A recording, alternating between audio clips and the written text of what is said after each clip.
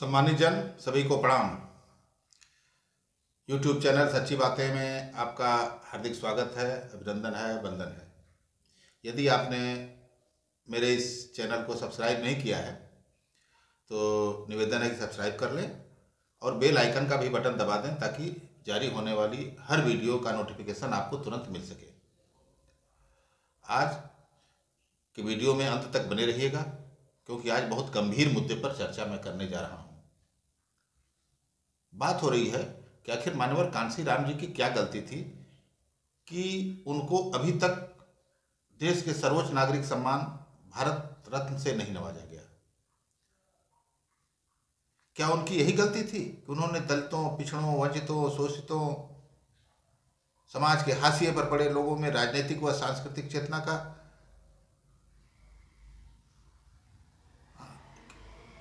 ज्वार पैदा किया?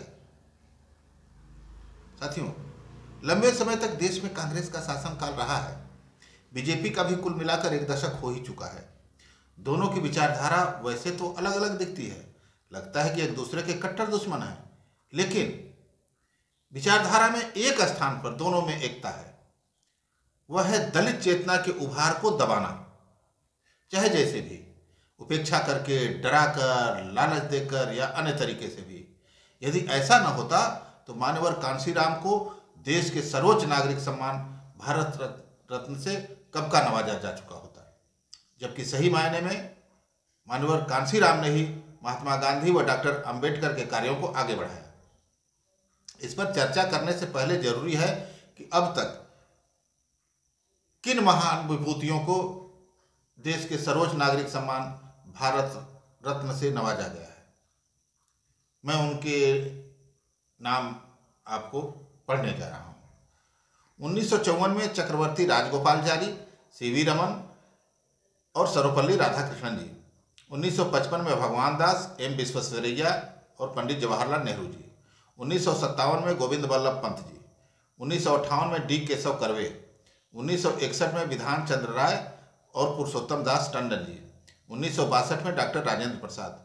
1963 में जाकिर हुसैन, पांडुरंग बामन काने। 1966 में लाल बहादुर शास्त्री जी। 1971 में इंदिरा गांधी जी। 1975 में वीवी गिरी जी। 1976 में के कामराज। 1980 में मदर टेरेसा जी। 1983 में विनोबा भावे जी। 1987 में खान अब्दुल गफ्फार खान साहब। 1988 में एम जी रामचंद्रन। 1990 में बाबा साहब अम्बेडकर साहब। इसी साल नेल्सन मंडेला जी। 1991 में राजीव गांधी जी, सरदार वल्लभ भाई पटेल जी, मोरारजी देसाई जी। 1992 में अब्दुल कलाम आजाद और जेआरडी टाटा, इनके साथ ही सत्यजीत राय साहब को भी भारत रत्न से नवाजा गया। 1997 एपीजे अब्दुल कलाम, गुलजारी लाल नंदा जी, अरुणा आसफ अली। 1998 में एमएस सुब्बुलक्ष्मी और पी चिदम्बरम सुब्रमण्यम। 1999 में जयप्रकाश नारायण जी, रविशंकर जी, अमर्त्य सेन, गोपीनाथ बारदोलई जी। 2001 में लता मंगेशकर जी, बिस्मिल्लाह खां जी और भीमसेन जोशी जी। भीमसेन जोशी जी को 2008 में मिला है, 2013 में प्रोफेसर CNR राव और सचिन तेंदुलकर जी। 2014 में अटल बिहारी वाजपेयी जी और मदन मोहन मालवीय जी। 2019 में प्रणब मुखर्जी जी, भूपेन हजारिका जी, नानाजी देशमुख। इसके बाद से अभी तक भारत रत्न किसी को नहीं दिया गया। जिन 48 लोगों को भारत रत्न दिया गया, ये उनके नामों की सूची। जरा इनकी जातियों का विश्लेषण करते हैं।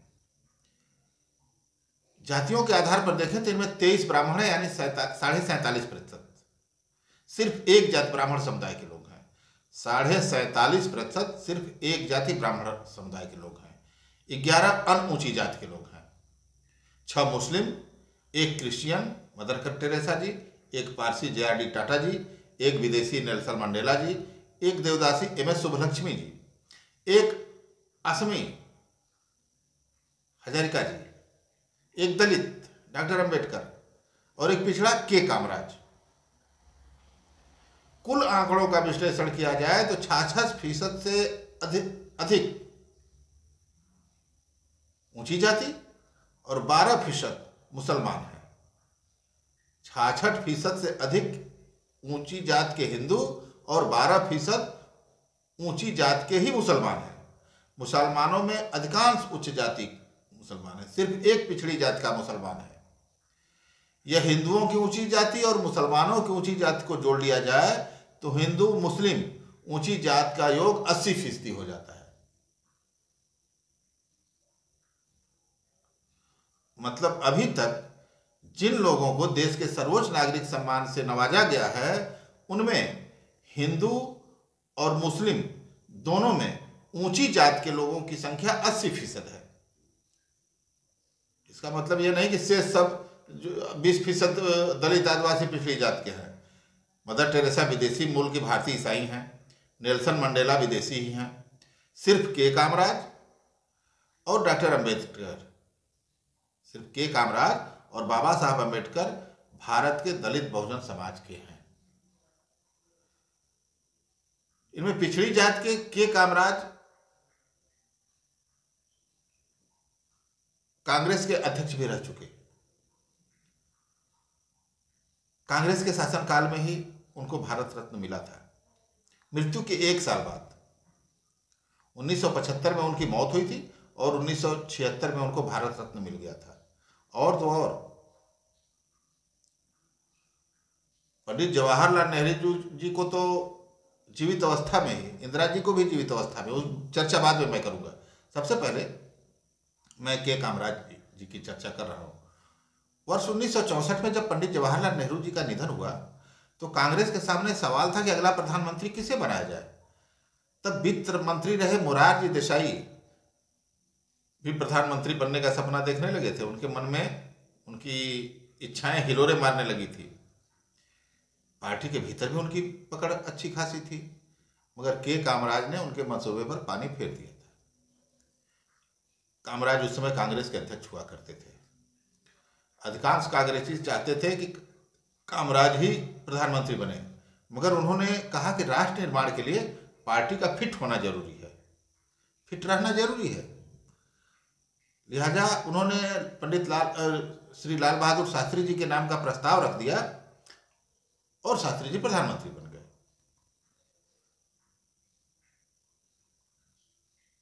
कांग्रेस अध्यक्ष को निधन के 1 साल बाद कांग्रेस के सरकार में ही भारत रत्न से नवाजा गया। अब तक के इतिहास में सिर्फ एक पिछड़ी जात के कामराज को भारत रत्न मिला है। 48 में से मात्र एक। अब डॉक्टर अंबेडकर की बात करते हैं।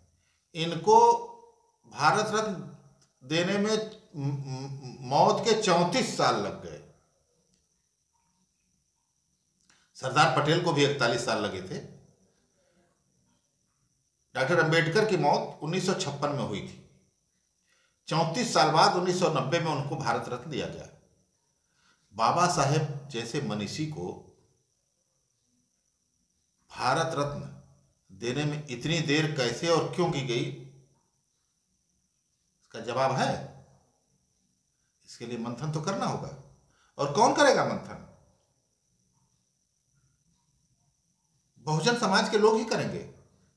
अपर कास्ट के लोग नहीं मंथन करने वाले हैं। वो तो साजिशें। इसके ठीक उलट इंदिरा गांधी जी को उनके जीवन काल 1971 में ही और राजीव गांधी जी को उनकी मौत जिस साल हुई उसी साल 1991 में ही भारत रत्न दे दिया गया था।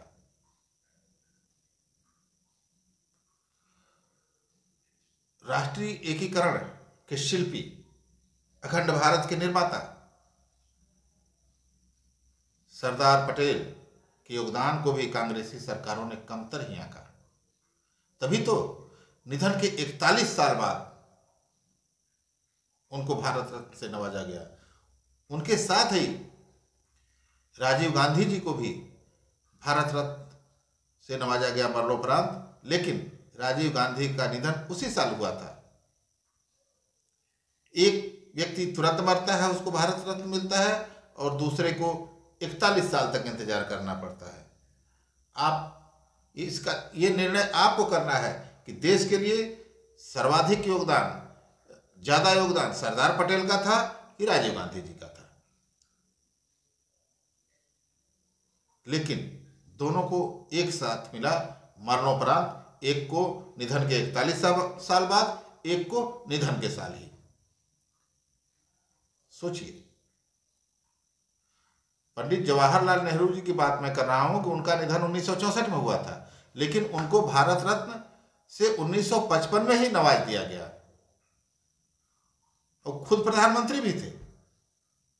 जब उनको भारत रत्न दिया गया तो खुद प्रधानमंत्री थे। अब सवाल उठता है कि पिछड़ों दलितों में राजनीतिक व सांस्कृतिक चेतना जगाने वाले मानवर कांशीराम को कब मिलेगा भारत रत्न, या ये उस लायक है नहीं? सरकारों के रवैये को देख के तो ऐसा ही लग रहा है।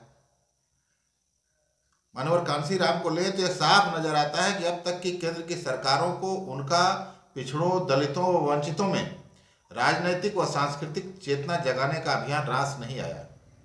ऐसा नहीं होता तो उनका निधन 2006 में हुआ था। उनको तो जीवन काल में ही भारत रत्न दे दिया जाना चाहिए था, लेकिन मरणोपरांत 17 साल बाद भी इस पर विचार नहीं किया जा सका है। इसके मूल में क्या कारण है, यह समझना होगा।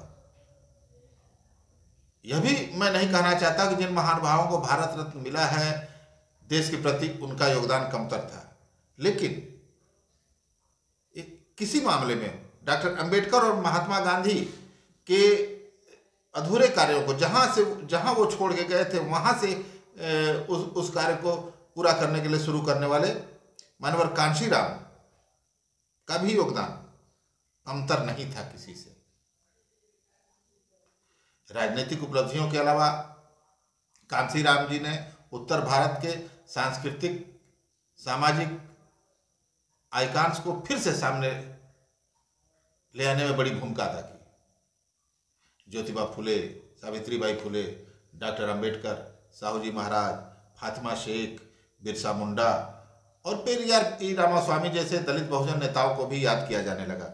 ये मानवर कांशीराम द्वारा ही जगाई गई चेतना का प्रतिफल है।